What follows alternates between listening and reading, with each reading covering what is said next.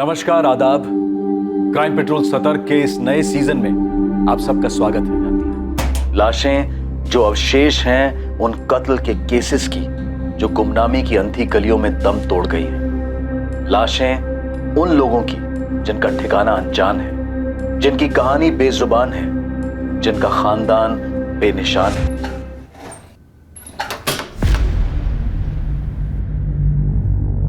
$1.5 लाख है नीलेश, गिन ले। अरे मैं क्या गिने सेठ, आप बोल रहे 1.5 तो 1.5 होंगे।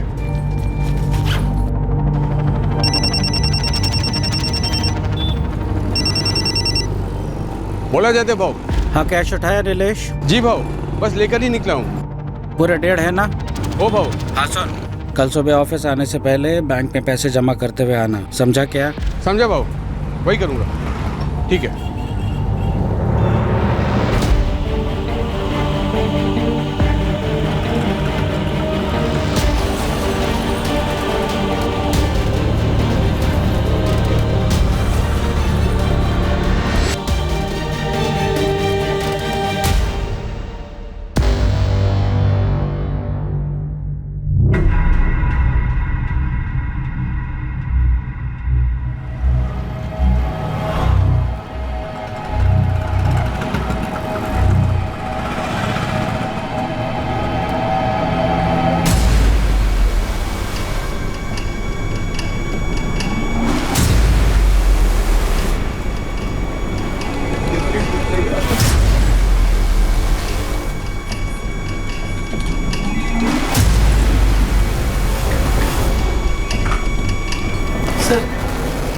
फिर आगे तो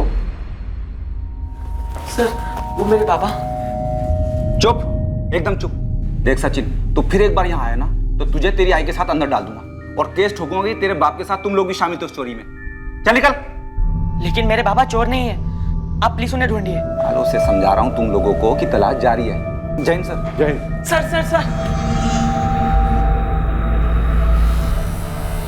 बात क्या है? सर, ये मेरे पापा है, आप प्लीज इन्हें ढूंढिए। मैटर क्या था? पुराना मैटर है साहब। 9 साल पहले इसका बाप नीलेश पाठक अपने सेठ का 1.5 लाख रुपए लेके भाग गया। ये झूठ है सर, मेरे पापा चोरी नहीं कर सकते।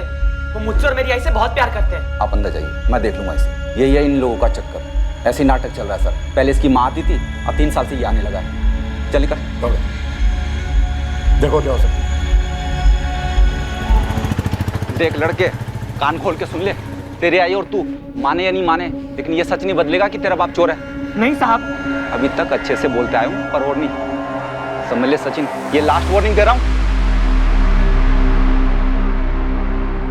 तलाश का जुनून सवार था एक बेटे पर अपने पिता को ढूंढने का।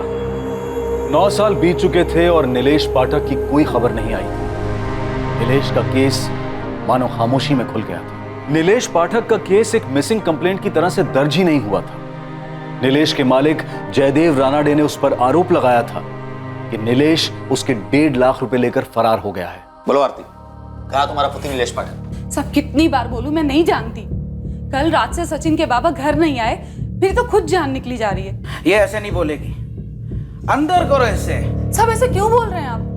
कितनी बार तो आपके पैसे उठाए मेरे पति ने, कभी भी एक पैसा इधर का उधर हुआ क्या? बड़ी रकम का इंतजार कर रहा था साला। पहले मेरा भरोसा जीता, फिर सही टाइम पर वार कर गया।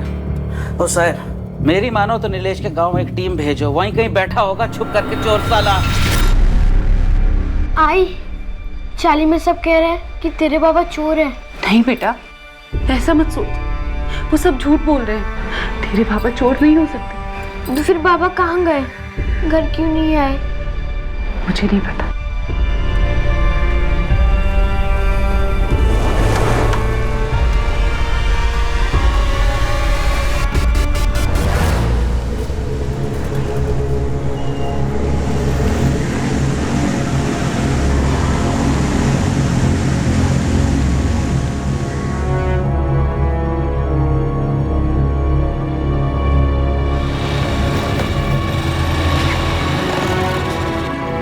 गोविंद भाऊ, बन गई है आपकी बाइक, अब ठीक से चलेगी।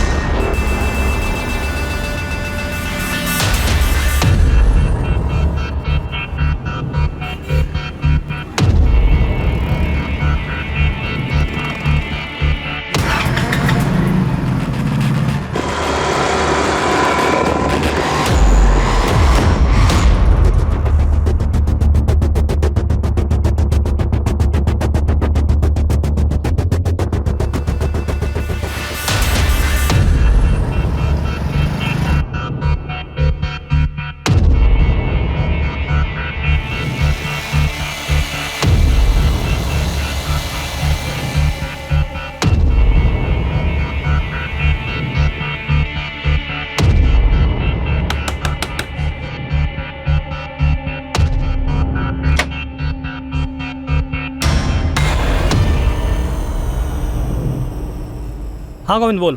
दया वो लड़की ज्योति आज भी घर से निकली, लेकिन फिर से कॉलेज नहीं गई। वही सिंगारवाड़ी गई। हाँ दया बाबू। ध्यान से सुन गोविंद, इस ज्योति पे है ना फील्डिंग और टाइट कर। हर दिन कॉलेज जाने की बजाय उस घर में जा रही है। कुछ तो लोचा है उस घर में। मुझे पूरी डिटेल दे उधर का। दया दया। हाँ साहब बुला रहे। आता हूँ। सर उस लड़के सचिन का बाप नीलेश पाठक, उसकी कोई मिसिंग रिपोर्ट दर्ज नहीं हुई थी। दरअसल वो मिसिंग हुआ ही नहीं था। एग्जैक्टली हुआ क्या था तावड़े? लड़का इतनी चक्कर क्यों लगा रहा है? सर 9 साल पुराना केस है। ये नीलेश अपने मालिक जयदेव रानाडे का 1.5 लाख रुपया लेकर फरार हो गया था। हमने काफी ढूंढा सर, लेकिन ये हाथ ही नहीं लगा और केस अनसुलझा ही रह गया। वैसे सर 9 साल पहले 1.5 लाख रुपए काफी मायने रखते थे। खान फैमिली से ज्यादा मायने तो नहीं रख सकते ना। लड़का लगातार इंक्वायरी कर रहा है, दावे के साथ कह रहा है कि उसका पिता चोर नहीं था। तावड़े उसका कोई क्रिमिनल रिकॉर्ड था? सर वैसे तो कोई हिस्ट्री नहीं थी, लेकिन शायद एक साथ इतना पैसा देखकर फिसल गया होगा। पिछला तो फिर गिरा कहाँ? 9 साल तक कोई नामो निशान नहीं। अगर वो मान ले कि पैसा लेकर भी फरार हुआ है तो अभी तक उसकी कोई खबर क्यों नहीं मिली? एक काम करो तावड़े। जी। लड़के को लाओ, मैं उससे बात करता हूँ। ठीक है सर। सचिन बेटा मेरी ड्यूटी का टाइम हो गया है, मैं निकलती हूँ।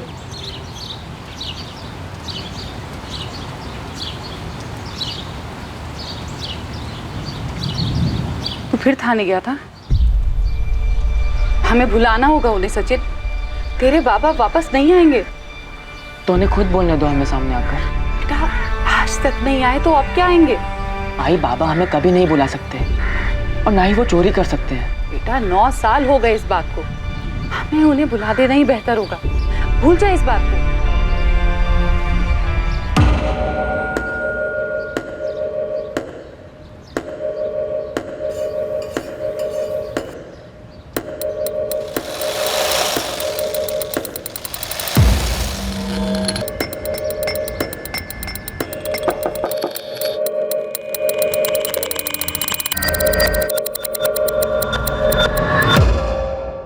ये 131/23 किसका है? इतने दिन से यहाँ मक्खी की तरह भिनभिना रहा है, अभी तक पता नहीं कर पाया। कई लोगों से पूछा, सब लोग बोलते हैं मत पूछ। तो मुझसे क्यों पूछ रहा है? बताइए ना किसका घर है वो, और है क्या उस घर में? माया। माया? माया जाल की माया? माया मैडम की माया। मैडम का नाम माया है। भाव वो 3-4 लड़कियों को देखा उस घर में जाते हुए, कॉलेज की लड़कियां हैं। ऐसा होता है क्या उस घर में भाव? आंखें दी है ना ऊपर वाले ने, तो देख लड़कियां अंदर हैं और मर्द अंदर बाहर आ रहे हैं जा रहे हैं। माया कोठा चलाती है? धंधा होता है क्या उस घर में? उस घर में जो भी होता हो, मैं मेरे घर के अलावा कुछ नहीं सोचता। तू भी मत सोच। उस माया औरत से दूर रह, सुखी रहेगा। उसके रास्ते में आया ना तो तू तेरे घर का रास्ता भूल जाएगा। कुछ भी कर सकती है। कुछ भी कर सकती है से क्या मतलब है भाव? सुना है जादू टोना जानती है, उसके पास कुछ अलग सी ताकतें हैं।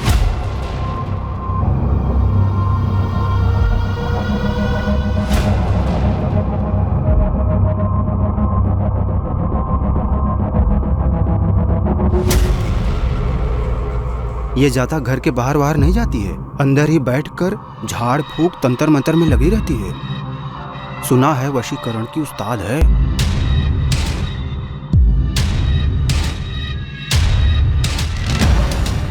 और उसी घर में लड़कियों से धंधा भी करवाती है?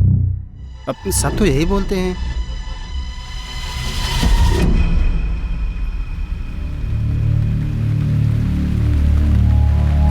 नौ साल पहले का केस साहब, अब कहाँ से मिलेगा बंदा? भाग गया होगा साहब पैसा लेकर।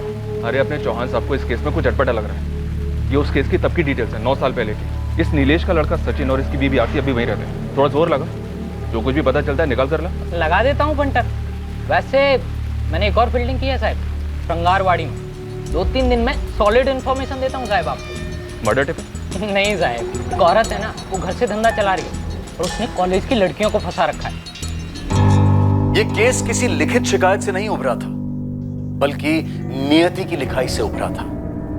एक तरफ था बचपन और जवानी की कगार पर खड़ा एक लड़का जो पिछले 9 साल से अपने पिता को तलाश कर उन्हें बेगुनाह साबित करने की कोशिश कर रहा था, और दूसरी तरफ आकार ले रहा था माया नाम की एक महिला का केस, जिस पर वेश्यावृत्ति चलाने का आरोप था। ये दोनों ही केसेस एक ही जुर्म के जाल में बुने हुए थे, लेकिन इस जाल में एक और तीसरी कहानी भी थी, जो रहस्य की धुन से बाहर निकलकर बहुत जल्द सामने आने वाली थी। इस वक्त किसी को अंदाजा भी नहीं था कि नीलेश पाठक और माया के केस से इसका क्या वास्ता है। योगेश सुन, सारा दिन तेरा चेहरा लटका हुआ रहता है, सारा दिन काम काम काम, एक भी मिनट का ब्रेक नहीं चाहिए होता तुझे। ये तकलीफ है क्या तुझे? ऐसी कोई बात नहीं है राशिद भाई। कोई लड़की वड़की का चक्कर तो नहीं है ना? ठीक है जा, लेकिन कभी भी तुझे मुझसे कोई भी बात करनी है ना, बेझिझक तू मेरे पास आ सकता है, ठीक है? पापा तेज चलाओ, तेज, जितना तेज हो सके उतना तेज चलाओ पापा, और तेज चलाओ, और तेज। योगेश बेटा, इससे ज्यादा तेज चलेंगे तो हवा में उड़ने लगेंगे हम लोग। अरे मुझे हवा में उड़ना है, और तेज चलाओ, और तेज। देख के हाँ ये बात। पापा मुझे डर लग रहा है, इससे ऊपर नहीं। कुछ नहीं होगा मैं बेटा। हाँ, नहीं, नहीं। पकड़ के रख। हाँ। क्या किया तू? अभी लग जाती थी तेरे को। चल वापस चल। बाबू ने डर लग रहा है।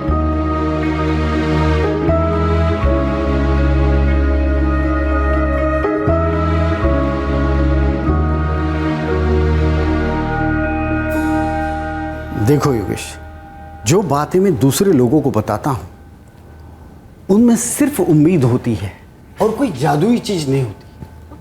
फिर भी लोग तो आते हैं ना आपके पास। लोग उम्मीद लेकर आते हैं मेरे पास। मैं जो भी उनके लिए कर सकता हूं मैं करता हूं, लेकिन तुम्हारे केस में मैं सच में तुम्हें कोई मदद नहीं कर सकता। मैंने कभी तुम्हें झूठा दिलासा नहीं दिया है, आज भी नहीं दूंगा। मगर आप जानकार हैं, कुछ तो बताइए कि मैं उन्हें ढूंढ पाऊंगा या नहीं। ढूंढा उसे जाता है जो खो गया। तेरे बाबा खो नहीं गए, तेरे बाबा तुझे छोड़कर चले गए थे। यही कहा था ना तूने मुझसे? माँ, माँ, माँ, जगदीश भाई कह रहे पापा कभी नहीं लौटेंगे। सच बोल रहा है तेरा भाई। कहाँ गए पापा? हम सबसे दूर, हम सबको अकेला छोड़ के। क्यों गए हमें छोड़ के? उन्हें कोई और मिल गई है, उनके साथ चले गए। कोई और कौन? ये सब जान के हमारी तकलीफें कम नहीं हो जाएगी। नहीं, बाबा हमें छोड़ के कभी नहीं जा सकते, और बिना बताए तो कभी नहीं। मैं सब नहीं मानता। क्या वो कभी वापस आएंगे, कभी मिलेंगे? अगर वो चाहे तो। योगेश, अब तुम्हें आगे बढ़ना है, पीछे देखकर कोई फायदा नहीं है। मेरी बात मान ले, बाबा को ढूंढना बंद कर दे।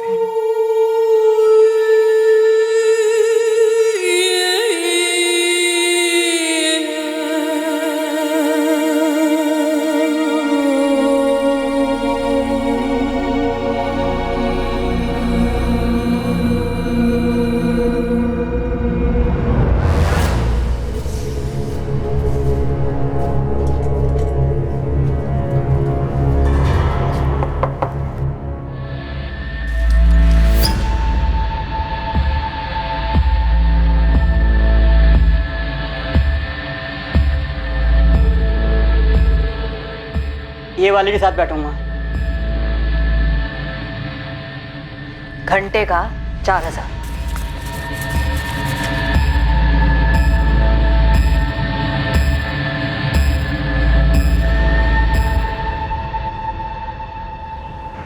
भाई खबर 100% सही है। इस वक्त 3 लड़के आए अंदर, और ये माया मैडम ही कोटा चला रही है।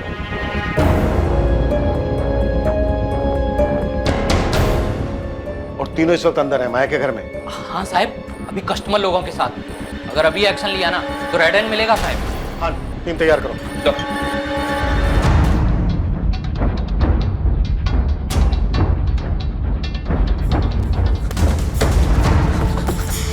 सर, मैं वो सचिन पाठक, वो तावड़े साहब ने बुलाया था। बाद में कभी आना, अभी जल्दी में हूँ। चलो।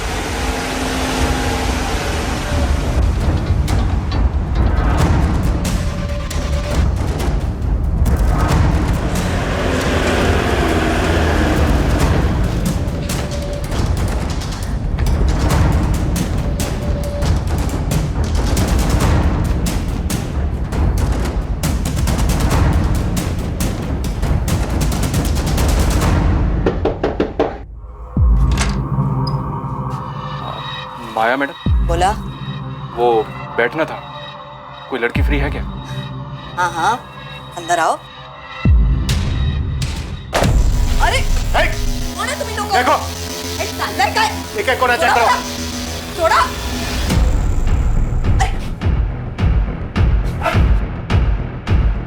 कौन हो? कौन तुम लोग? पुलिस। बाहर चलो, बाहर चलो। ओ साहब, सुनो मेरी बात, 2 मिनट बैठ के बात कर लेते हैं। बिल्कुल करेंगे, लेकिन यहाँ पर नहीं, मेरे थाने में।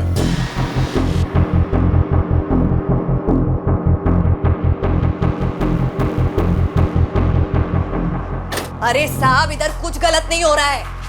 वो तीनों लड़कियां बालिग है और अपनी मर्जी से इधर बैठती है। गरीब घरों से है साहब। इन तीनों लड़कियों की डिटेल्स हैं हमारे पास। अब तुम ये बोलो कि ये धंधा अकेला चला रही थी या फिर तुम्हारा कोई जोड़ीदार भी है?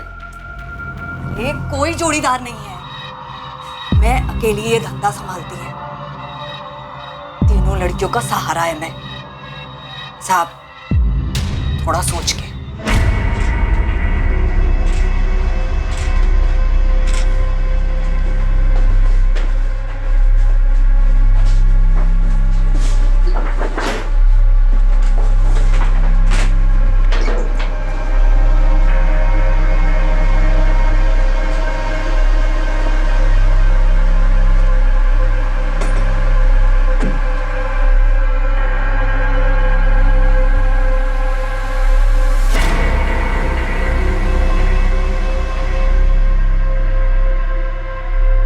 तू अपने साहब से बात कर, जो उनको चाहिए मैं देगी। ये नाटक नौटंकी करने का जरूरत नहीं है। जा बोल, बोलना। चुपचाप से खड़ी रहे।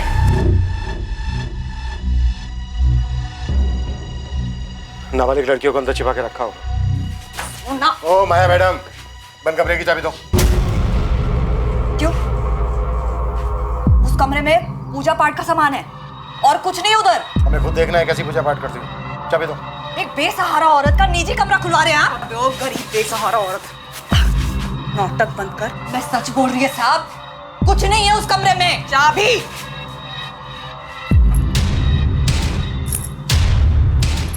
साहब, मैडम, मैं सच बोल रही हूँ, उधर कुछ नहीं है। ओ साहब, सुनो तो मेरी बात।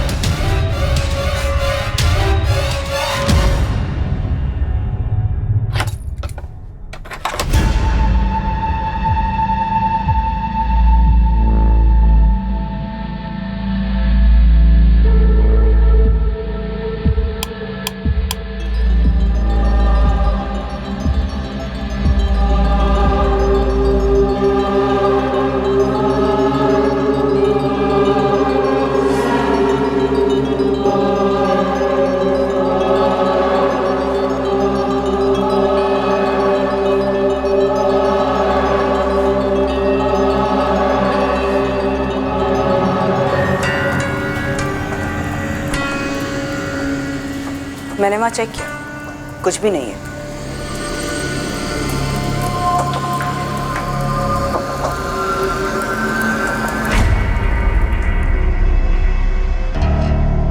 सर, ये औरत माया धंधे के अलावा जादू टोना भी करती है ऐसा लगता है। सर, ये खुद करती होगी या करवाती होगी? तांत्रिक पार्टनर होगा इसका। पता नहीं क्यों मुझे ऐसा लग रहा है कि दीवारों के पीछे जरूर कुछ है। हो सकता है सर, ये माया धंधे के साथ साथ काला जादू भी कर रही है और पता नहीं क्या क्या काली करतूत छुपा रखी होगी। ये धक्का काय को देती? बैठ रही है ना। ताई सेटलमेंट करवा दो ना साहब से बात करके। कहीं हमारे घर वालों तक तो ये बात नहीं पहुंचेगी ना। तुम लोग फिक्र मत करो, मैं है ना, कुछ नहीं होगा तुम लोगों को। बहुत देखे पुलिस वाले, कई आए और कई गए। ये भी आएगा लाइन पे।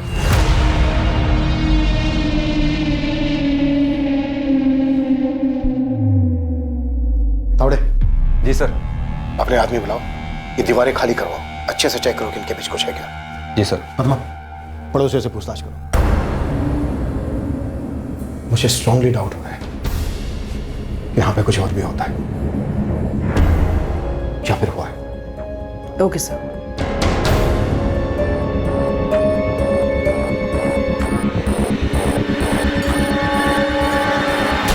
एक उड़ती हुई खबर एक रेड में तब्दील हुई।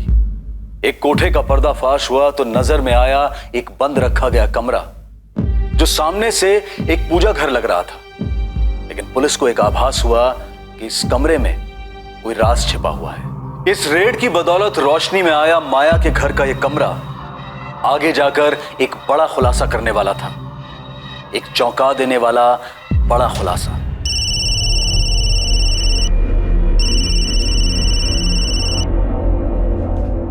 बोल पुरुषोत्तम। विनोद भाऊ बहुत बुरा हुआ। माया ताई के घर पुलिस ने छापा मारा है भाऊ। कौन हराम मुंह खोला रहे? वो सब पता नहीं भाऊ। छापे के टाइम पुलिस वाले ने पूजा वाले कमरे की चाबी ले ली माया ताई से।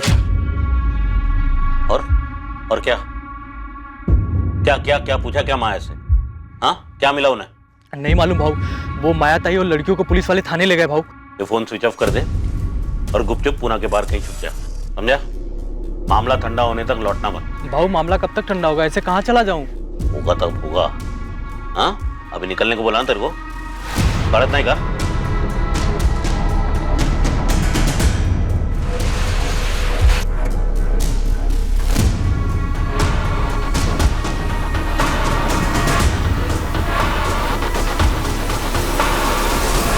अरे मैं क्या, पूरी शिंगरवाड़ी जानती है क्या होता है उस माया के घर में। तो ये कौन सी नई बात है? सालों से चलता आया है। और सालों से श्रृंगारवाड़ी के लोगों ने कुछ नहीं किया, एक पुलिस कंप्लेन तक नहीं की।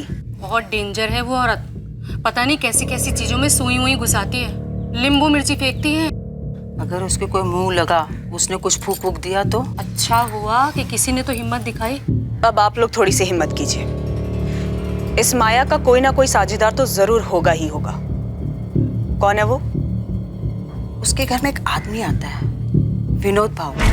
हाँ, विनोद भाऊ बोलते हैं उसको सब। उसका पूरा नाम तो मेरे को मालूम नहीं, लेकिन वो ना उस माया का यार है, सालों से आ रहा है। माया उसके अपने पति के साथ रहती थी, तब भी आता था, अब भी आता है। दया।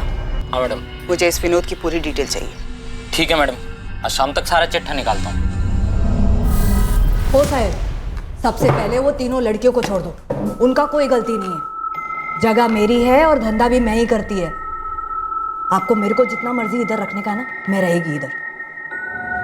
इतना तो कर सकते हो ना साहब? सर हम जानते हैं कि हम गलत काम कर रहे थे, और यकीन कीजिए सर, हम डिसेंट फैमिली से हैं और जो भी कुछ कर रहे थे मजबूरी में कर रहे थे। तुम्हारी पैसों की मजबूरी थी या किसी ने मजबूर किया तुम्हें इस काम को करने के लिए? प्लीज जाने दीजिए ना।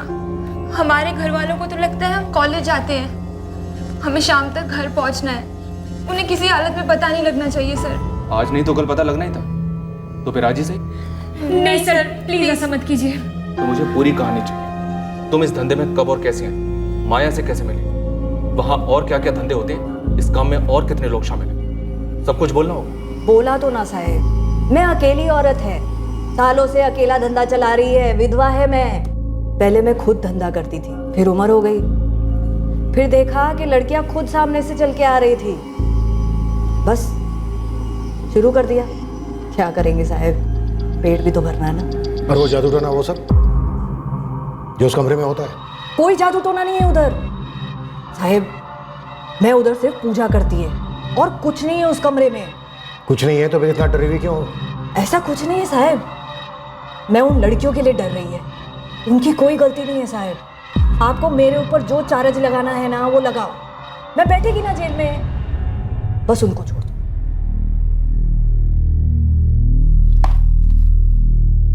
किसका नंबर है ये? पुरुषोत्तम का। वो मुझसे पहली बार मेरे कॉलेज के बाहर मिला था और उसने बोला कि एक्स्ट्रा पैसे बनाने का आसान तरीका है। हाँ, और मुझे भी ताई के पास वही लाया था। ताई मैंने पूरी डिटेल में समझा दिया है, सब एग्री भी हैं और बालिग भी हैं। हर ग्राहक का 1500 रुपया मिलेगा। मेरे को कितना मिलता है कितना नहीं, तुम लोग को लेना देना नहीं। इसमें एग्री है ना? बाद में मेरे को मचमच नहीं चाहिए। तुम लोगों की कोई सहेली होगी कॉलेज की या किधर की भी, जिसको थोड़ा पैसा बनाने का है, उसको बता भी सकती है और इधर लेके भी आ सकती है। और जो लेकर आएगा ना, उसको कमीशन भी देगी मैं। 1 साल से तुम लोग अपने घर वालों से झूठ बोल रही हो कि कॉलेज जा रही हो और ये सारे काम करती हो। और कितनी लड़कियां तुम्हारी कॉलेज की जिनको तुम तीनों ने अपने इस काम के लिए फंसाया? सर, किसी को अप्रोच करने में डर लगता था। वहाँ और क्या क्या काम होते हैं, साफ साफ बोलो। सर हम वहाँ पे सुबह 10 से 6 बजे तक ही होते थे। उसके बाद वहाँ क्या होता है हम लोगों को नहीं पता है।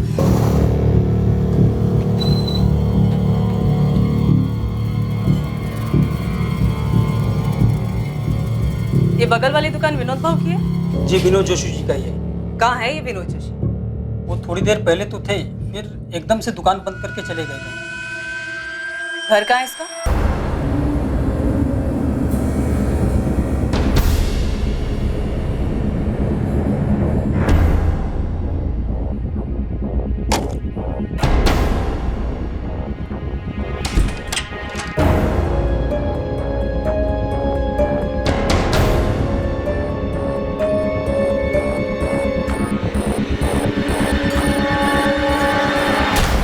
वहाँ तुम सिर्फ धंधा और पूजा ही नहीं करती हो, बल्कि जादू टोना, काला जादू टाइप भी कुछ करती हो। साहेब मैं उस घर में सिर्फ 2 टाइम पूजा करती है, वो कब से गुनाह होने लग गया है बताइए। उस घर से हमें टोने टोटके का सामान, सुइयां, नींबू, मिर्च। अरे साहेब वो तो सब एक तांत्रिक आया था कई सालों पहले, वो छोड़ के गया था। मैं तो उस सब चीजों को छूती तक नहीं है।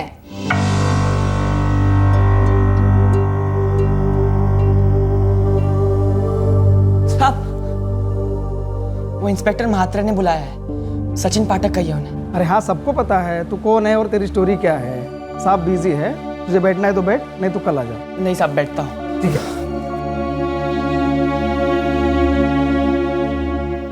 कभी नहीं, माया ने तुम्हारे सामने वो कमरा कभी नहीं खोला? नहीं सर वो कमरा तो हमेशा बंद रहता है। ये तुम्हारी मैडम माया कोई जादू टोना या झाड़ फूक वगैरह करती है क्या? क्या सर हम तो ये सब पहली बार सुन रहे हैं। हाँ मतलब ताई बड़ी धार्मिक टाइप की लगती है, टाइम टू टाइम जाप भी करती है और प्रार्थना भी करती है। ताई चाय बनाई थी आपके लिए। ठीक है उधर रख लो।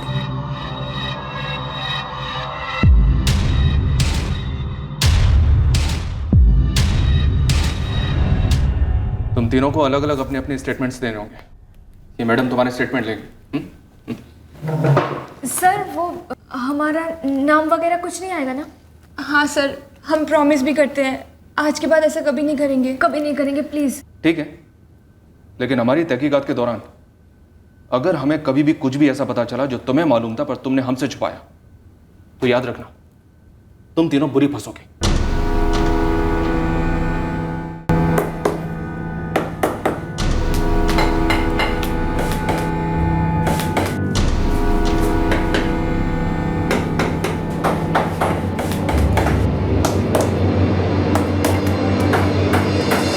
बकवास कर रहे हैं मैडम?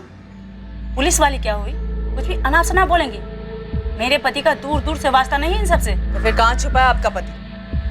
फोन क्यों स्विच ऑफ है विनोद जोशी का? मेरा पति एकदम इज्जतदार आदमी है मैडम, 20 सालों से सही तरीके से अपना काम कर रहा है। काम से गया होगा कहीं और फोन किसी कारण बंद रखा होगा।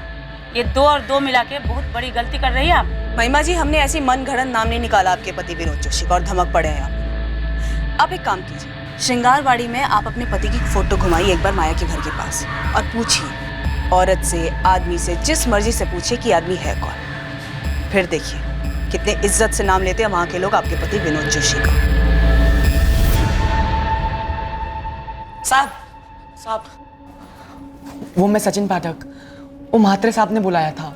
वो नीलेश पाठक केस के लिए? यस सर, वो मेरे फादर है जो 7 साल पहले कुछ पैसों के साथ गायब हुआ था। चोरी का केस दर्ज है ना? नहीं सर, वो 9 साल पहले गायब हुए थे। सब कहते हैं उन्होंने चोरी की थी, लेकिन सब झूठ कहते हैं। आप पता लगाइए ना प्लीज। हाँ हमने हमारी टीम को काम पे लगा दिया, सर्च कर रही है। कुछ भी हाथ लगेगा तो मैं बताएंगे। तावड़े साहब यहाँ तो कुछ नहीं है और लगता नहीं कि दीवार के पीछे कुछ हो। साहब को लगता है यहाँ कुछ गड़बड़ है, इस धंधे के पीछे कुछ और भी है।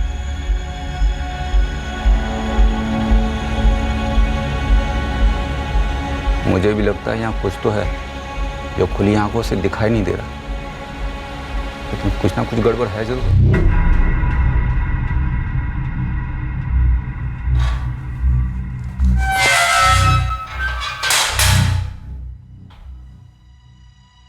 कुछ भी नहीं मिला था? सर वैसे तो कुछ नहीं, लेकिन यहाँ कुछ ठीक नहीं लग रहा है। यहाँ हवा में कुछ तो है सर। आप ही की जैसी तगड़ी फीलिंग मुझे भी आ रही है। ये धंधा, ये पूजा पाठ, सर इस सब के पीछे कुछ और चक्कर है। घर सील कर दो, एक एक ईंट तराशेंगे, इस माया को भी तोड़ेंगे।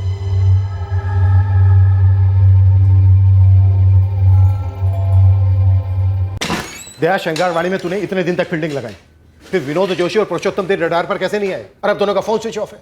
मिस्टेक हो गया साहब। और ऊपर से तुझे इस बात का भी पता नहीं चला कि माया के 2 बेटे भी हैं। क्या साहब, उसके 2 बेटे भी हैं? इतनी अहम बात अब सामने आ रही है। यही तो इस भर्ती की ताकत है।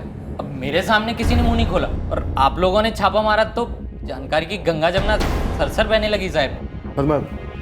माया के दोनों बेटों की क्या इन्फॉर्मेशन? सब बड़ा वाला जगदीश, छोटा वाला योगेश है। माया की पड़ोसी बोली कि दोनों बेटे माया से अलग हुए हैं। अब माँ ही ऐसा धंधा करेगी तो लड़कों का क्या होगा? दिमाग तो आउट होगा ना।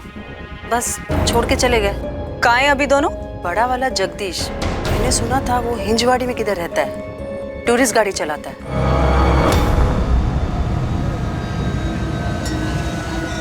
छोटा वाला मैकेनिक है योगेश, पता नहीं कहाँ चला गया। 3 साल हो गए उन्हें गए हुए, जगदीश और योगेश को, लेकिन दोबारा कभी इधर देखा नहीं। फिर ये माया का पति कब मरा? मरा कहाँ? सब बोलते कि सालों पहले उसे छोड़ के चला गया था।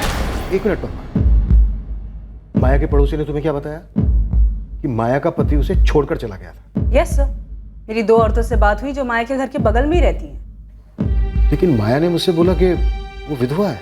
सालों से अकेला धंधा चला रही है, विधवा है मैं। हाँ, उसने साफ साफ बोला था कि वो विधवा है, अकेली औरत है।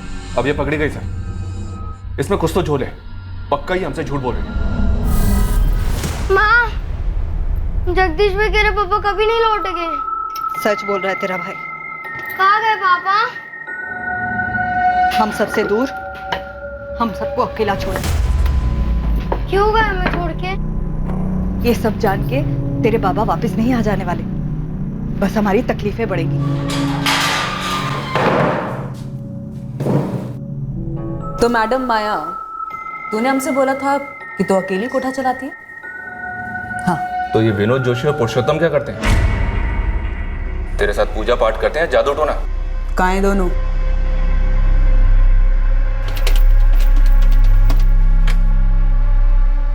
मेरे को कुछ मत पूछ पुरुषोत्तम, तू अपना देख ले। मैं अभी स्विच ऑफ कर रहा हूँ फोन। अरे भाऊ, मैं कहाँ जाऊंगा और क्या करूंगा?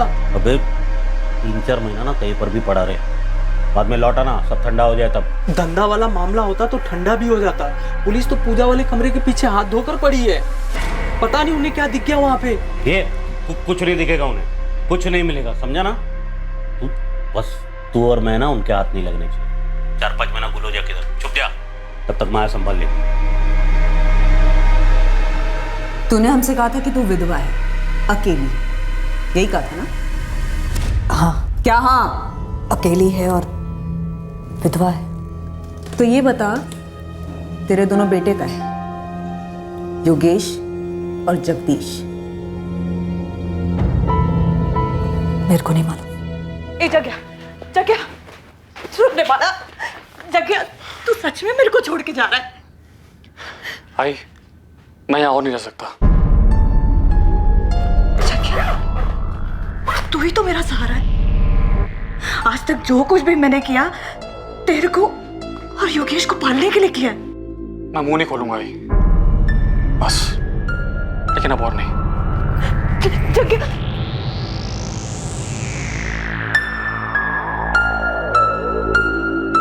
आई, मैं जा रहा हूँ। किधर जा रहा है तू? घर छोड़ के जा रहा हूँ, मुझे अपना रास्ता खुद ढूंढना है। पहले जगदीश चला गया, अब तू भी चला जाएगा तो तेरी आई के साथ कौन रहेगा? इस घर में मैं कभी दोबारा वापस नहीं आऊंगा। खून पसीना एक किया दोनों के लिए, लाज शर्म सब कुछ भुलाया, सब कुछ। लेकिन दोनों जवान बेटे अपनी आई को छोड़कर चले गए। इतने सालों में एक बार फोन करके भी नहीं पूछा। मेरे को नहीं मालूम वो लोग किधर है। तेरा पति प्रशांत भाटे कहाँ है अभी? तूने तो हमसे कहा था कि तू विधवा है, लेकिन पता है क्या, हमें पता चला वो मरा नहीं, तुझे छोड़ के गया।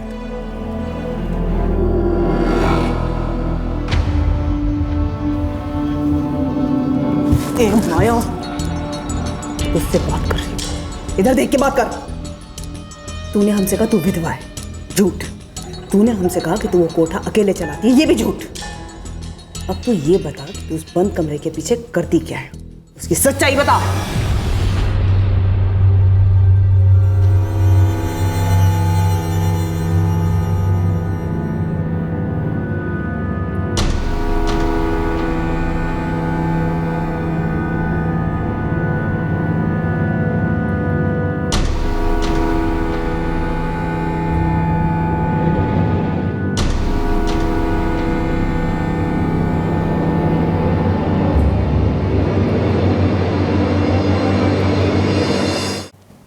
मैं मानती है कि मेरा पति प्रशांत भाटे मेरे को छोड़ के गया।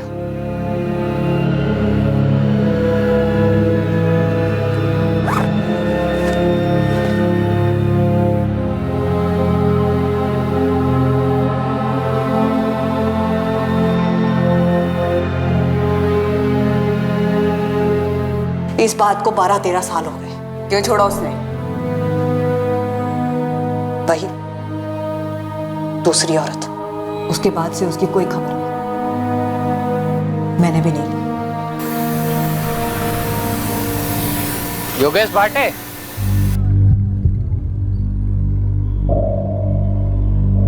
जी? तू माया भाटे का लड़का है ना? पुलिस ने अंदर किया उसे, घर पे रेड पड़ी है। देखिए, मेरा उससे और उसके धंधे से कोई वास्ता नहीं है। और तेरा बड़ा भाई जगदीश, उसको भी ऐसा ही लगता है? मुझे नहीं पता कि उसे क्या लगता है और क्या नहीं लगता है। अपने कर्मों का फल तो मिलना ही था मेरी आई को, लेकिन आप लोगों मुझसे कहा। जगदीश, 10 साल पहले तुम्हारी चाली में एक बूढ़ी औरत रहती थी, दुर्गा। हाँ, दुर्गा ही रहती थी। क्या हुआ उन्हें? वो तुम्हारे बाबा प्रशांत भाटे, तुम्हारी आई माया भाटे और तुम दोनों भाइयों के बारे में सब कुछ जानती है। अंदर कर दिया उसे? अच्छा किया, जहर है वो माया भाई। दुर्गा काकी, हमें लगता है कि उस घर में धंधे के अलावा भी और कुछ चल रहा था। मैंने कहा ना, वो जहर है। मैं उनके पड़ोस में ही रहती थी। और एक बात बताऊं, पूरे श्रृंगारवाड़ी यही समझती है कि उसका पति प्रशांत किसी दूसरी औरत के साथ भाग गया। पर ये सच है क्या? उसका बेटा योगेश भी साफ मना कर रहा है। आप लोगों को लगता है कि उस कमरे में कुछ अजीब है, लेकिन मैं कहता हूँ सर, जब से बाबा घर छोड़ के गए हैं ना, तब से पूरे घर में सब कुछ अजीब सा होता आ रहा है। तुम्हें ऐसा क्यों लगता है योगेश?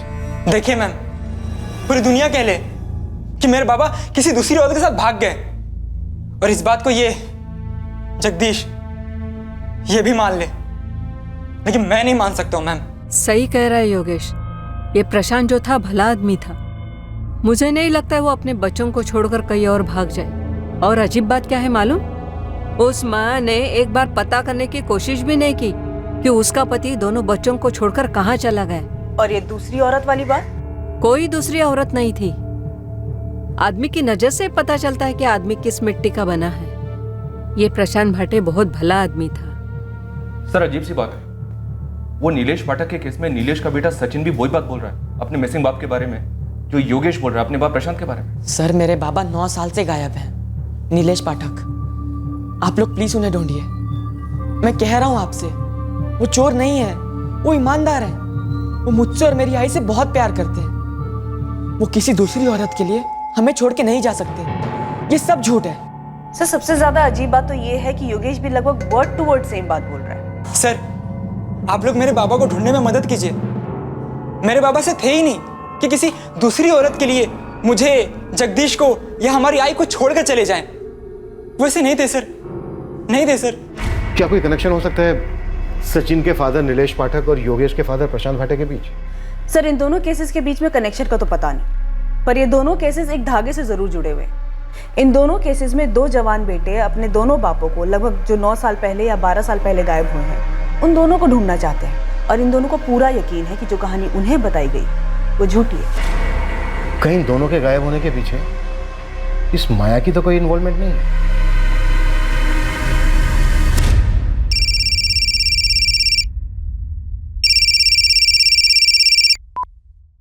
हेलो, अगर मेरा मेरा नाम नहीं आया तो मैं एक काम की बात बता सकता हूँ।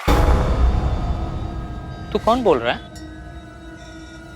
पुरुषोत्तम। ओ पुरुषोत्तम, चल बोल अब, तेरी माया ताई के घर में क्या हो रहा था और उस कमरे का सच क्या है? आप लोग बेकार में उस कमरे के पीछे पड़े हो, वहाँ कुछ नहीं मिलेगा, लेकिन मैं एक मर्डर के बारे में बता सकता हूँ। मर्डर? किसका मर्डर? किसने किया? मेरा कोई हाथ नहीं है, मैं पहले ही बोल रहा हूँ, और ये जानकारी मैं सिर्फ तब दूंगा जब तुम मुझसे वादा करो। इस केस में मेरा नाम नहीं आना चाहिए। अबे पुलिस का खबरी हूँ, कोई कोर्ट का जज नहीं। और देख, मैं तेरे को वादा सादा नहीं कर सकता, लेकिन एक बात बोल सकता कि अगर सरकारी गवाह बनेगा और पुलिस की मदद करेगा तो तेरी सजा कम हो जाएगी, वरना देख बम्बू तेरा पक्का है। ज्यादा मत सोच, क्योंकि इसके सिवा तेरे पास कोई चारा नहीं है। अब जल्दी से बता दे, किसका मर्डर किसने किया? वो क्यों चले गए? वो हमें ऐसे छोड़कर नहीं जा सकते। अगर छोड़कर गए भी हों तो ऐसे बिना कुछ बताए क्यों गए? एक ठोस अंदेशा था, संदेह था कि माया भाटे के घर में प्रोस्टिट्यूशन के अलावा कोई अमानवीय गतिविधि भी चल रही थी। अब पुलिस को खबर मिली थी कि माया का एक कत्ल से भी संबंध है, और खबर देने वाला था उसका अपना दाहिना हाथ, उसका दलाल पुरुषोत्तम, जो कि मांग कर रहा था कि उसे इस केस से बाहर रखा जाए। क्या था यह मर्डर केस और कौन था पीड़ित? पर मर्डर किसका हुआ? पुरुषोत्तम को गारंटी चाहिए तो उसका इस केस में नाम नहीं आएगा। उसने बोला है कि वापस फोन करेगा। वैसे मैंने मेरे बंदे लगा रखे हैं उसकी तलाश में। सर, इस माया के दोनों बेटे योगेश और जगदीश हमारे पास हैं। सर हो सकता है इन दोनों बेटों को कुछ पता, पर हमसे छुपा रहे हो। जगदीश दादा, आपने कैसे मान लिया कि बाबा हमें ऐसे ही छोड़ के चले गए? मुझे तो बचपन में भी यकीन नहीं था और अब भी नहीं है। तू 9 साल का था और मैं 14 साल का, तो बचपन से तेरा था यार। तुझे लगता है बाबा ने मुझे कुछ अलग सिखाया इसलिए मुझे यकीन हो गया? जितना तुझे पता है उतना मुझे पता है। जब उतना ही पता तो कैसे यकीन कर लिया कि बाबा हमें छोड़ के चले गए? जो आई ने बोला मैंने मान लिया, बस। मुझे इस केस के बारे में और भी जानकारी चाहिए। किसका मर्डर हुआ था, कब मर्डर हुआ था? पुरुषोत्तम अगर ये बोल रहा है कि उस पूजा वाले रूम में कुछ नहीं है, मतलब ज़रूर उस रूम में कुछ ना कुछ है। ये हमारा ध्यान भटकाया जा रहा है। मुझे स्ट्रांगली लग रहा है उस पूजा वाले रूम और इस मर्डर के बीच कोई ना कोई कनेक्शन जरूर है। सर, माया उस कमरे को हमेशा बंद रखती थी। कहीं ऐसा तो नहीं कि उस कमरे के अंदर कोई डेड बॉडी दफन हो? खान, तुम और तावड़े उस पूजा वाले रूम का दोबारा से पोस्टमार्टम करो। पद्मा, माया के दोनों बेटों को टैग करो, बात करो उनसे। गया, मुझे किसी भी सूरत में माया का वो लवर विनोद जोशी चाहिए। और पुरुषोत्तम को बोल कि हम उसे सरकारी का भाव बना लेंगे, तो चार्ज भी नहीं लगाएंगे उससे। लेकिन शर्त यही है, उस मर्डर की मुझे पूरी जानकारी चाहिए। चल, साहब ने बुलाया है। सुन, मेरा ये लॉकअप में दम घुटता है, तो मैडम के लिए एसी लगवा दे। एक पैकेट अगरबत्ती का बंदोबस्त कर दे। रे शानी, ना तो एक होटल का कमरा है और ना मैं रूम सर्विस वाली हूँ। चल चुपचाप। माया ऐसा भी क्या दफने है उस कमरे के अंदर जिसकी वजह से तुम इतना डरी हुई हो?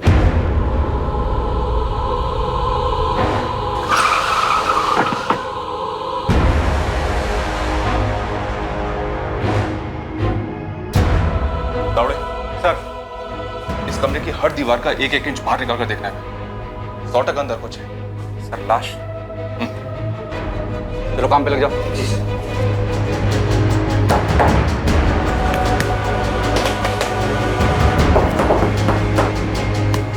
किसकी लाश है उस कमरे में? साहब मैं बोली ना आपको, मैं उधर से पूजा करती है। पूजा पूजा भक्ति से की जाती है माया, और तुम डर की वजह से पूजा करती हो। किस चीज का डर है? किसको मार डाला तुमने जिसका डर तुम्हें ये सता रहा है कि वो कहीं भूत बन के तुम्हारे सामने ना आ जाए?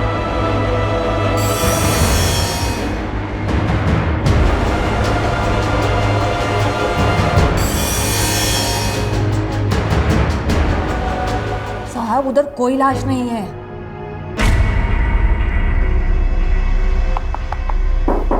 एक मिनट।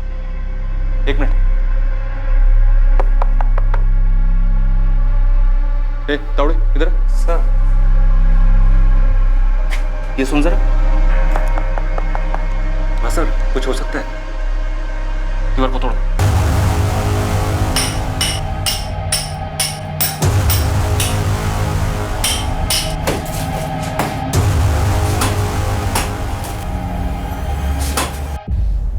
भागा नहीं है मैडम, बस थोड़ा परेशान है। ठीक है, लेकिन है कहाँ पर? फोन नहीं उठा रहा है, गैराज भी नहीं जा रहा है, घर पर भी नहीं है। क्यों?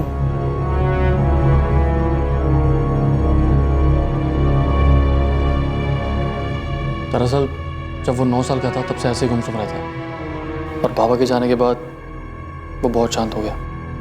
तुम पर कोई असर नहीं हुआ? हुआ मैडम, लेकिन हर कोई अलग होता है। सचिन पाठक को जानते हो तुम? नहीं, कौन है? तुम्हारे छोटे भाई योगेश जैसा ही है, गुमसुम, परेशान। और अजीब बात पता है क्या है? उसके बाबा भी कई सालों पहले ऐसे ही गायब हुए थे। नीलेश पाठक नाम है। ये नाम कभी सुना है? नहीं मैडम, ये नाम कभी नहीं सुना। सचिन पाठक या नीलेश पाठक, इत्तेफाक भी तो हो सकता है ना मैडम। कितने लोग यूं ही गायब हो जाते हैं इस दुनिया में। ये बात भी है। अच्छा जगदीश, एक बात बताओ, तुम्हारी माँ माया ने किसका मर्डर किया था? ये क्या बोल रही हैं आप? 3 साल पहले तुमने घर छोड़ा, ऐसा तुम्हारी माँ माया ने बताया। हाँ तो? उसके बाद तुम्हारे छोटे भाई योगेश ने घर छोड़ा। जी, लेकिन क्या? तुम दोनों भाई जानते थे ना उस घर में कुछ चल रहा है?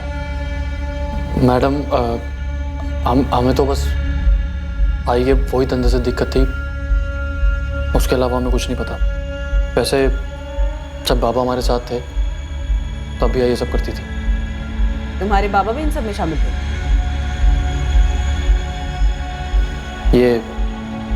ये आदमी विनोद जोशी, ये पता नहीं आई की जिंदगी में कहां से आ गया, लेकिन जब से आया ना मैडम, पैसा बरसने लगा। जगदीश, वो आई। सुन रहे बाड़ा? घंटे भर के लिए बाहर जाके खेल। पर क्यों आई? आई बोल रही है ना, जा बाहर जा।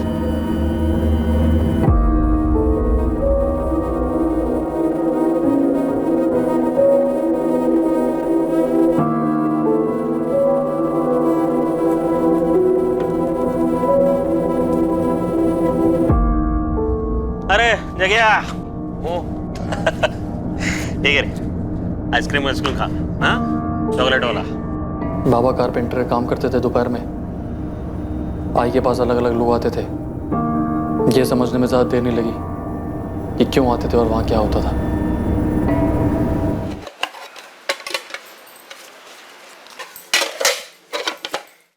ये ले जगदीश, योगेश को भी लेके जाना, जो मन करे वो खरीदना। ठीक है।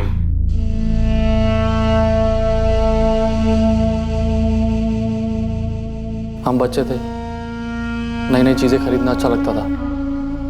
योगेश और छोटा था, ना ही उसे कुछ समझ में आता था, ना ही कुछ पता चलता था। मैंने भी उसे कभी समझाने की कोशिश नहीं की। किसी भी बच्चे के लिए आसान नहीं होता है ये जानना कि उसकी माँ धंधा करती है। मेरे को मालूम है कि मेरे को सिर्फ पैसा चाहिए था, एक अच्छी जिंदगी चाहिए थी, मेरे लिए, मेरे बच्चों के लिए, और कुछ नहीं। मैं तुम्हारे धंधे की बात नहीं कर रहा हूं, कत्ल की बात कर रहा हूं। किसको मारा था तुमने? मैंने खुद को मार डाला साहब, पैसों के लालच में। मैं खुद रोज मरती थी। मैं अपने पति की कमाई से खुश नहीं थी। वो तो बस एक कारपेंटर था, उसकी कमाई से कुछ नहीं होता था। देख माया, मैं जितना कमा सकता था उतना कमा रहा है, इससे ज्यादा नहीं होगा। बस ये समझ ले, हम लोगों की किस्मत में इतना ही है। पढ़ी लिखी नहीं है लेकिन इतना जानती है, गरीब पैदा होना किस्मत की बात है, लेकिन गरीब मरना बेवकूफी। तो ये भी जानती होगी ना, ये जितना चादर होता है उतना ही पैर फैलाना चाहिए। शादी के टाइम पे एक दूसरे का औकात बराबर से मालूम था ना हम लोग को। तो क्या औकात बदला नहीं जा सकता? जितना कमाता हूं उतना ही है, नहीं हो पाएगा उससे ज्यादा मेरे से। और ये फालतू का ना सपना देखना बंद कर दो। मैं नहीं छोड़ पाई अपने सपनों को। सपने देखना कैसे छोड़ सकता है कोई? मेरी विनोद से मुलाकात हुई, वैसे भी मैं अपने पति से दूर जा रही थी। मेरी विनोद से नजदीकियां बढ़ी और पैसों से भी। क्या बकवास कर रहा है? पागल हो गया है क्या? क्या रे, इतना क्या फड़फड़ा रही है तू? हाँ, ये देख, ठंडे दिमाग से सोच। जो तेरे मेरे बीच में है, जो तेरे और प्रशांत के बीच में, वही तो करने को बोल रहा हूँ तेरे को। विनोद, मेरे साथ ऐसी बात करने का नहीं। निकल इधर से। ओ बाबा, जाता हूँ मैं, लेकिन ना तू खुद चल के सामने से मेरे को ये बोलेगी, और वो भी लव कर। ए माया, अरे एक मिनट बैठना रे बाबा। देख, जितना सोचने में बुरा गंदा लगता है ना, वैसा बिल्कुल भी नहीं है। देख, तू दोपहर को अकेले रहते, मैं कैसा आता है, मेरे साथ कोई और आएगा। देख, करना तुझे वही है जो हम करते हैं, लेकिन सोच, तगड़े पैसे मिलेंगे, तगड़े। तेरी जिंदगी ना ऐसे फटकन बदल जाएगी। हाँ, एक दोपहर का 2000, 1000 तेरा, 1000 मेरा। चल मेरे को बोल, ये तेरा प्रशांत महीने का कितना कमाता है? 6000, 7000? अरे उतना तू एक हफ्ते में कमाएगी। मन बनाएगी तो 4 दिन, पूरा मन लगाएगी तो 2 दिन में, अरे 1 दिन में कमा सकते हैं। तेरे संग तुम्हें एक बात याद रख, ये मर्दों की जरूरत ना बहती नदी है, कभी सूखती नहीं। तो तू काय को सुखी सुखी जिंदगी जी रहे रे, काय को? ठीक है, सोच के बता मेरे को, आता हूं। बहुत घिन आई थी विनोद की ये बात सुनकर, लेकिन पैसे के लिए तरसते हुए भी बहुत घिन आती थी साहब, इसीलिए हाँ बोल दिया। पहली बार बहुत गंदा लगा सर, लेकिन जब हाथ में पैसा आया ना, फिर सही गलत कुछ भी नहीं लगा। सोचा कि शरीर ही तो है, पैसे की धुंध छा गई थी। एक अच्छी जिंदगी मिल रही थी, बच्चों के लिए कुछ कर सक रही थी मैं। बच्चे लोग रोज बाहर का खा रहे हैं, नए नए सामान खरीद रहे हैं। जगदीश बोला तुमने पैसा दिया उन लोग को? हाँ, मैंने दी। किधर से दिया? पेड़ लगा दे पैसे का? मैंने कमाए हैं। किधर से कमाए? कमाए बोले तो किधर से कमाया? मैं क्या पूछ रहा हूँ, किधर से कमाया माया? शरीर बेचती है अपना, सोती है लोगों के साथ। शरीर मेरा है, मैं बच्चों को वो दे रही है जो तू अपने अगले जन्म में भी अपनी कमाई के साथ नहीं दे सकता। बच्चे लोग को मालूम है कि उसकी माँ क्या है? बोला बच्चे लोग को तूने? नहीं, वो स्कूल में होते हैं और तू काम पे, दोपहर में आते हैं लोग। तेरे को क्या लग रहा है तू बहुत बड़ा पुण्य का काम कर रही है? पुण्य और पाप से जिंदगी चलती है, पेट भरता है उससे। जिंदगी जिंदा लोगों की होती है और तू लाश है, घटिया सड़ी हुई लाश। पर मेरी ही चिता पर तो पक रही है ना रोटी। बस मैं तो यही जानती। प्रशांत ने रोज दारू पीना शुरू कर दिया। वो ये सच्चाई सहन नहीं कर पाया और एक रात हम सबको छोड़कर चला गया। मेरे को पता था कि वो वापस नहीं लौटेगा। मैंने ये सच्चाई मान ली थी। मैंने प्रशांत से कभी झूठ नहीं बोला और आप लोगों से भी नहीं बोल रही है सर। मैं सच बोल रही है, मैंने कोई खून वून नहीं किया है। माया, अभी तक तुमने हमें अपनी जिंदगी की सच्चाई बताई, उस कत्ल की नहीं। हमें उस कत्ल की सच्चाई चाहिए। जगदीश, तुम अभी कुछ छुपा रहे हो। मुझे मालूम है कि तुम जानते हो कि तुम्हारी माँ ने किसका कत्ल किया। किसी का नहीं। तो फिर उस बंद दरवाजे के पीछे, जिसे तुम्हारी माँ पूजा का कमरा कहती थी, किसकी लाश दफन है? किसी की भी लाश नहीं हुआ।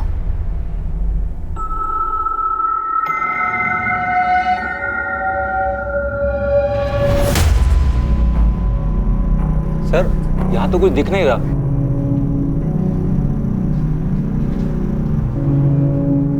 तो फिर है कहाँ?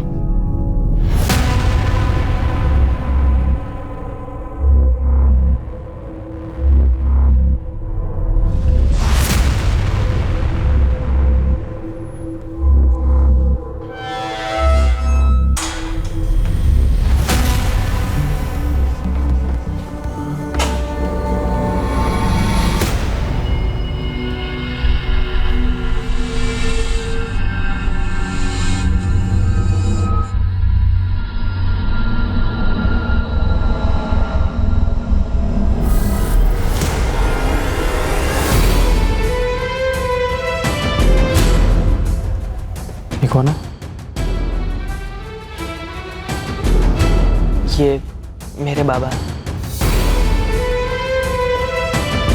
तुम्हारा नाम क्या? सचिन पाठक। क्यों? नहीं, ऐसे ही पूछा।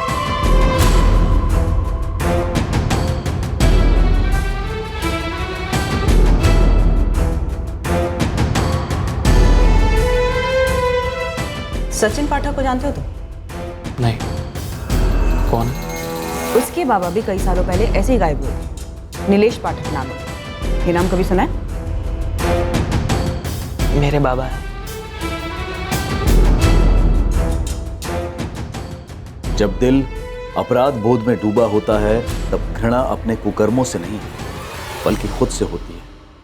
माया के घर में कुछ छुपा जरूर था जो पुलिस के हाथ नहीं लगा था, लेकिन वहां जो था उसके बारे में कई लोग जानते थे और अच्छी तरह से जानते थे। एक अजीब इत्तेफाक कहिए, एक एक्सीडेंट कहिए या नियति का लिखा कहिए, जो भी कहिए, पर इस आम से दिखने वाले एक अवैध कोठे पर हुई इस साधारण सी रेड की वजह से कई असाधारण सच्चाइयां उभरने वाली थीं जो कि सालों से खामोशी के कफन में दफन थी।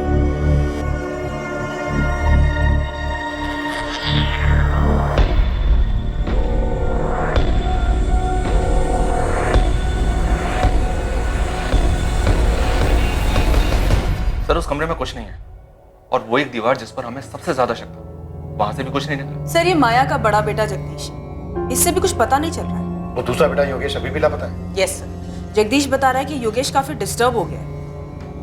इस माया को जितनी भी गर्मी दो ये पिघलने वाली नहीं है। विनोद जोशी का क्या स्टेटस है?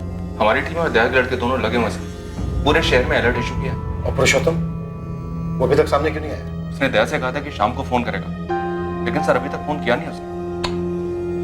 अभी तक हमारे पास बस ये एक ही लीड थी, पुरुषोत्तम या फिर विनोद जोशी हाथ में।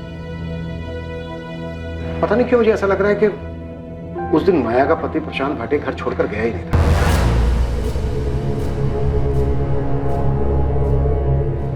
12 साल हो गए, 12 साल से लेकर आज तक उसकी कोई खबर नहीं है।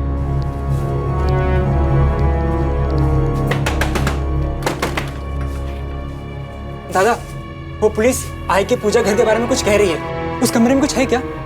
आपको कुछ पता है? योगेश बावला हो गया, मुझे 1000 बार बता दिया, मुझे कुछ नहीं पता। बाबा का है? मुझे भी उतना ही पता जितना तुझे पता है। जी अपनी जिंदगी और मुझे भी जीने दे। 12 साल हो गए उस बात को, कब तक परेशान रहेगा? बाबा में छोड़ के चले गए थे, अब जाने दिन सब बातों। नहीं, वो हमें छोड़ के नहीं गए थे। दादा सच बताओ, क्या बाबा कभी गए भी थे?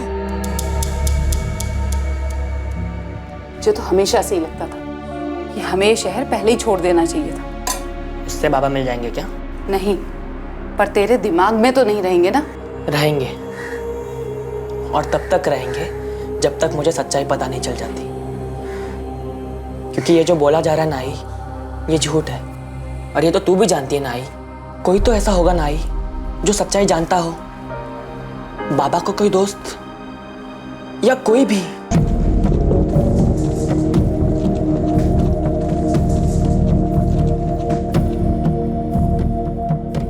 योगेश बाबा हमें खुद छोड़ के चले गए थे, वो है कहीं? ये सब तेरे दिमाग का वहम है? कोई वहम नहीं है, मुझे अब पक्का यकीन है कि आई ने ना बाबा को मार डाला, और उस कमरे में ना जरूर कुछ है। उस कमरे में कुछ नहीं है। तू एक काम कर, उस कमरे में ढूंढ, पूरे घर में ढूंढ, पूरी दुनिया में ढूंढ, लेकिन दोबारा मेरे पास दुखड़ा लेकर मत आइयो। वैसे जिंदगी खराब है, तू जा यार।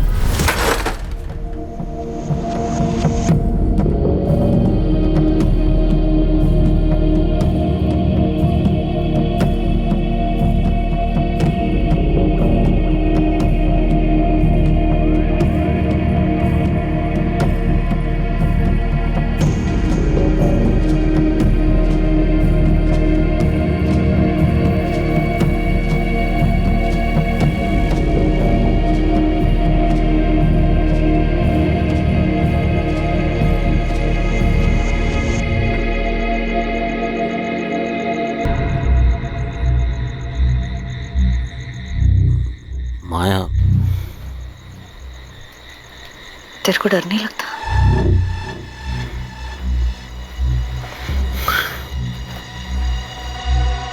नहीं, और तू भी डरना छोड़ दे माया।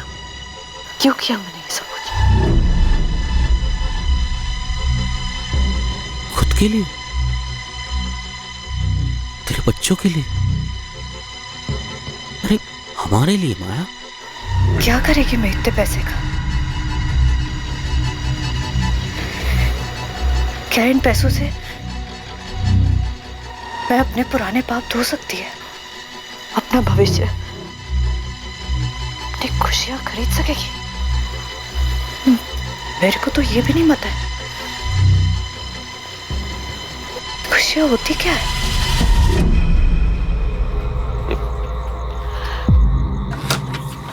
माया,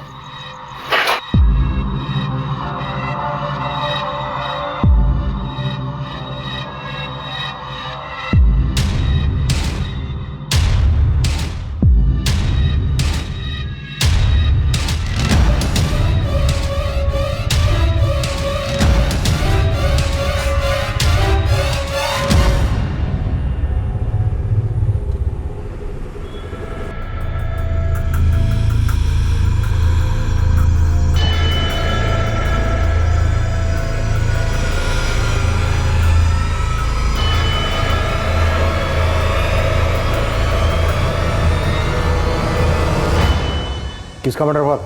मुझे नहीं पता साहब, मैं तो उसका थोबड़ा भी नहीं देखा था साहब। मैंने सिर्फ उसकी लाश ठिकाने लगाने में मदद की थी साहब। कब की बात है ये? कई साल हो गए साहब, याद नहीं। लाश कहाँ ठिकाने लगाई थी? वो जंगल में साहब। कौन से जंगल? कातरज के जंगल में। मैं उन दिनों विनोद भाऊ का टेम्पो चलाता था। एक रात को उन्होंने मुझे माया ताई के घर बुलाया वो।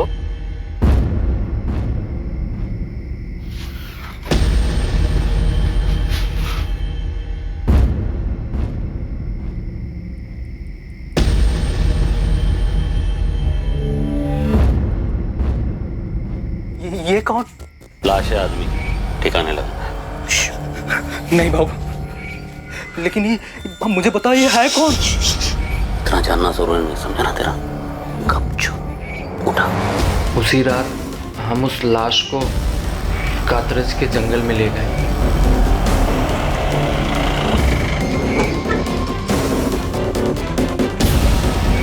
मुझे बस इतना ही मालूम है साहब, बाकी सारी बातें वो दोनों जानते हैं, विनोद भाऊ और माया ताई। मर्डर किसका हुआ है अगर यही नहीं पता चला तो तेरी टिप खोटी है ना, कोई मतलब नहीं है उसका। जगदीश जानता है साहब। क्या जानता है जगदीश?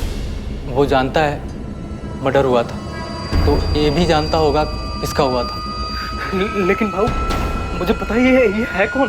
ये सब कैसे हुआ? बहुत पूछने लगा बे तू, हाँ? इतना जानना जरूरी नहीं, समझा ना तेरा? गपचूप उठा। जगदीश वही था, उसने शायद खून होते हुए देखा हो साहब। और तेरा ये विनोद भाव कहाँ मिलेगा सर? पूर्वी लॉज। हो सकता है पुरुषोत्तम झूठ बोल रहा हूँ, फिर भी एक चांस दे। पूर्वी लॉज से विनोद को उठाओ और कातरज पुलिस से बात करो। मैं जगदीश और माया इनसे दोबारा बात करता हूँ। खान इतना तो पक्का है कि उस घर का कुछ ना कुछ अतीत है। ताला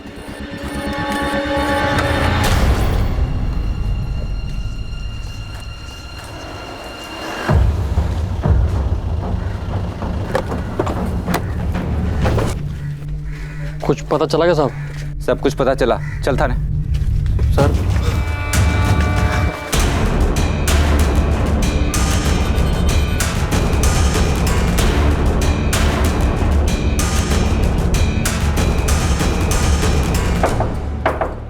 रूम सर्विस।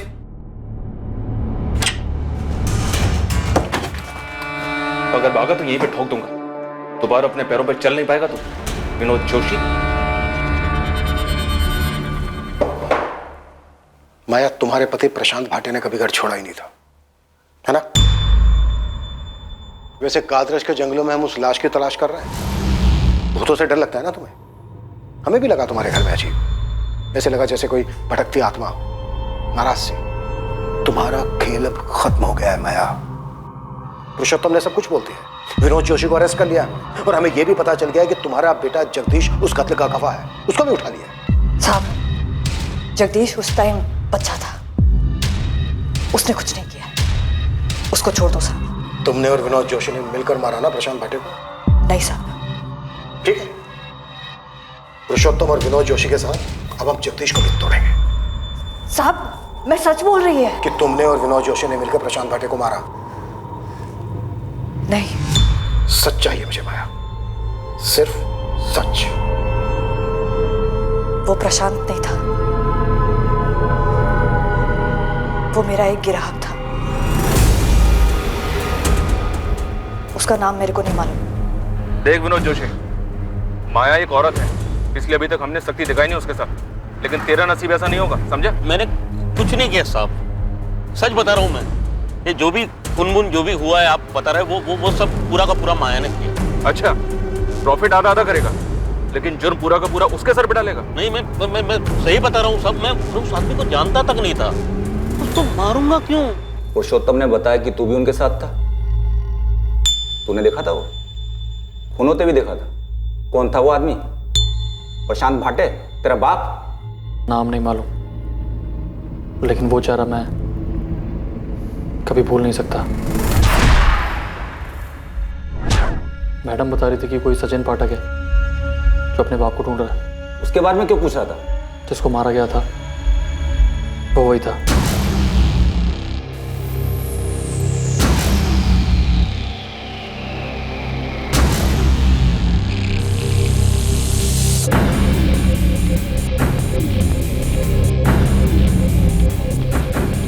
मेरे को लगता है ये मर गया।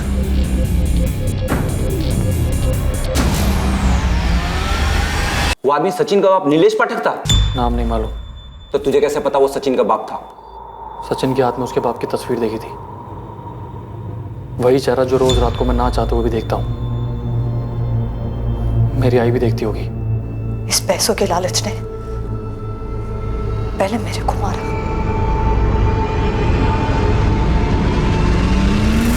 फिर मेरे हाथों उस ग्राहक को मरवाया।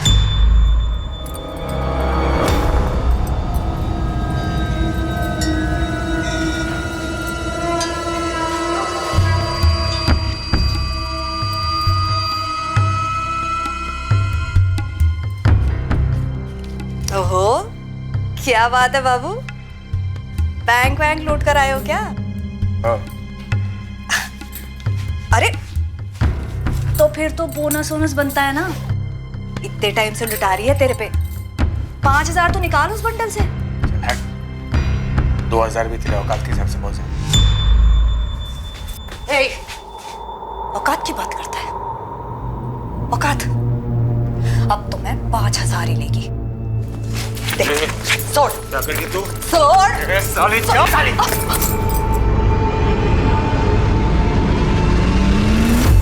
आसमान में बादल नहीं छाते साहब, मेरे सामने नोटों के बादल छाते थे। उसके पास इतना सारा पैसा था साहब, और ऊपर से ऐसी बात। मैं उसको कैसे छोड़ देती साहब?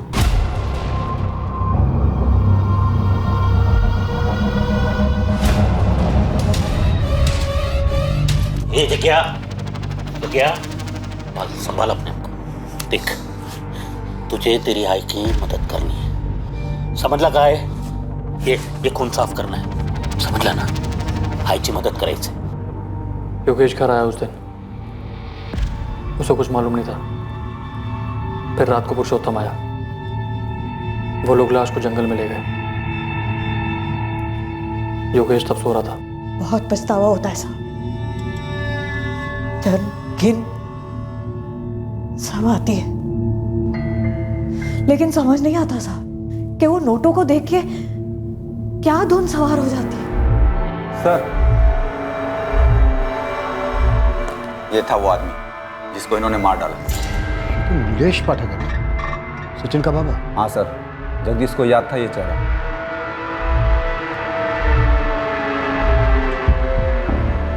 ये था ना वो?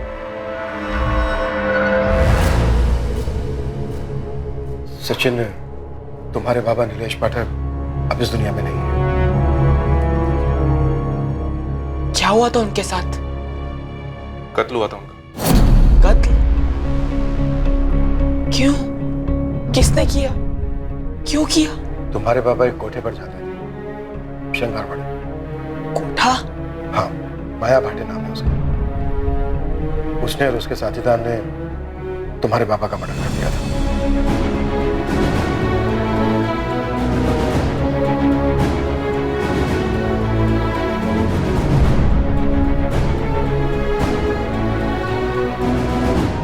सचिन का पिता नीलेश पाठक 21 जून 2009 को अपने साथ एक 1.5 लाख की कलेक्शन कर अपने घर लौटने से पहले माया के घर गया था। नीलेश को उस दिन कोई अंदाजा नहीं था कि वो फिर अपने घर कभी नहीं लौटेगा।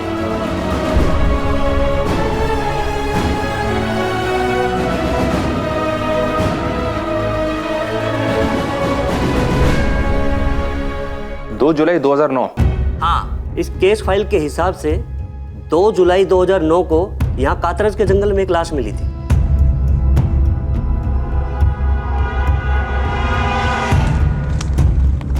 उस लावारिस लाश का अंतिम संस्कार कर दिया गया। इस केस के इन्वेस्टिगेशन ऑफिसर 3 साल पहले रिटायर्ड हुए।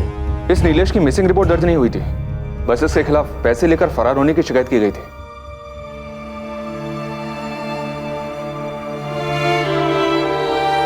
बाबा चोर नहीं थे,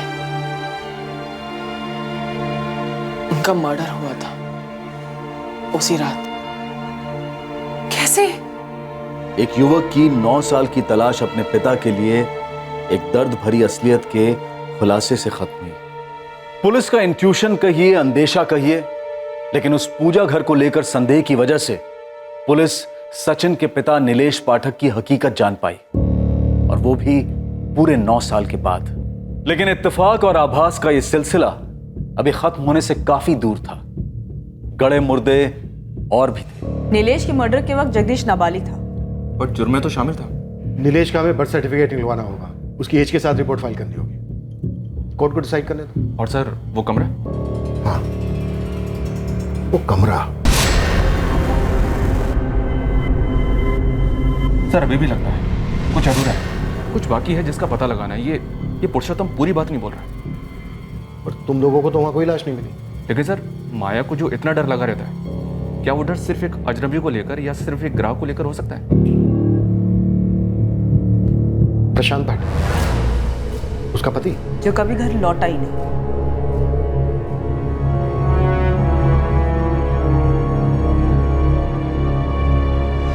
मुझे मेरे भाई जगदीश से मिलना है। तू था कहाँ इतने दिन?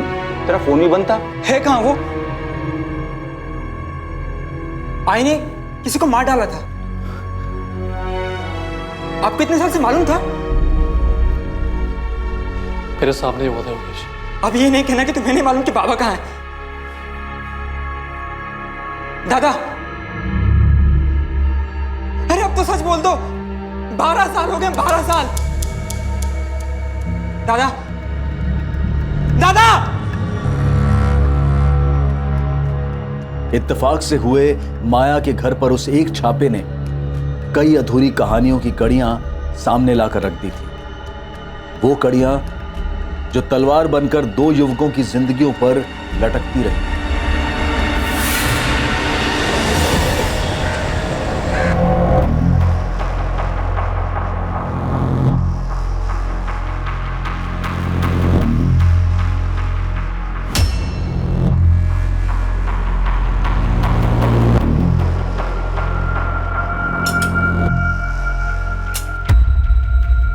आखिरकार योगेश का बड़ा भाई जगदीश टूटा।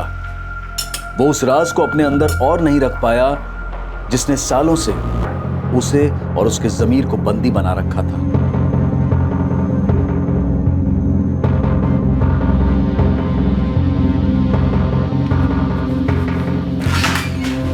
सर, जगदीश भाटे कुछ कहना चाहता है, कुछ और भी बात है। नीलेश पाठक के अलावा मेरी आई ने किसी और का भी कत्ल किया था सर। तुम्हारे पिता का?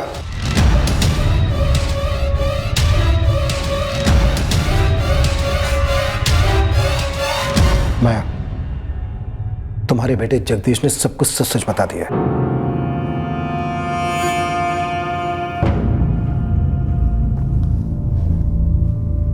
अच्छा है साहब। साहब, क्या सच बोलने से, कबूल करने से दर्द कम होता है क्या? हो सकता है, लेकिन जुर्म कम नहीं होता। तो सच यही है साहब कि जगदीश और योगेश का बाप मेरा पति प्रशांत उस रात घर छोड़कर चला गया था। मेरे को नहीं मालूम था कि वो वापस आ जाएगा। तो कौन होती मेरे पूछने वाली? तेरे क्या लगा मैं क्या कभी लौट के नहीं आया क्या? तेरा हाथ भी लोग जो सलाह दिन में आता था अभी रात को भी आने लगा क्या इधर? कभी कदम भी नहीं रखा। जब भी वहां देखती थी तो वो खड़ा दिखता था, घूरता हुआ। मैंने ये सब कुछ क्यों किया, मेरे को इसका जवाब कभी नहीं मिला सर। पहले अपने पति को, फिर उसकी राख को। साहब, उन दोनों की आत्मा से ज्यादा ना मेरे को अपने आप से डर लगता है। क्या मैं किसी और को भी मार देगी क्या? मेरे जीते जी ना ये डर जाने वाला नहीं है साहब, ये मेरे को मालूम पड़ गया।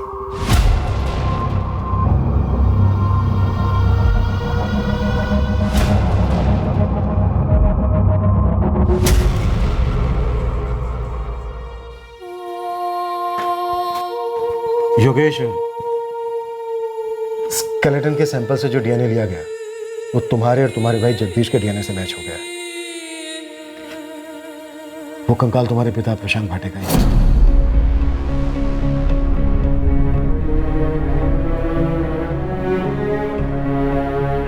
मुझे मालूम था सर, मेरे बाबा मुझे कभी ऐसे छोड़ के नहीं जा सकते थे। जगदीश पर लगे चार्जेस में इस बात का ध्यान रखा गया था कि दोनों मर्डर्स के वक्त वो नाबालिग था। विनोद जोशी और माया भाटे पर आईपीसी की धारा 302 का चार्ज लगाया गया है। 2006 में प्रशांत भाटे के कत्ल के लिए और 2009 में नीलेश पाठक के कत्ल के लिए। साथ ही दोनों पर आईपीसी की धारा 201 भी लागू की गई है, सबूतों को मिटाने के जुर्म।